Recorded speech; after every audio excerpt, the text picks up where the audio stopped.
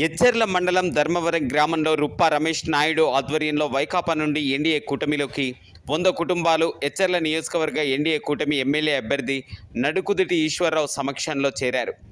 NER వారికి కండువాలు కప్పి ఎన్డీఏ కూటమిలోకి ఆహ్వానించారు.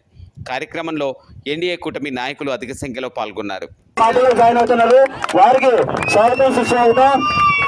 కుమ్మకు నారాయణరావు గారు మన పార్టీలో జాయిన్ అవుతున్నారు. వారి కుటుంబ సభ్యులందరితో స్వాగతం సుస్వాగతం. అలాగే ఎచ్చెర్ల అసెంబ్లీ గారు వీరు మన పార్టీలో జాయిన్ అవుతున్నారు. అయిపోయినట్టు ప్రకారండి దయచేసి స్వాగతం సుస్వాగతం.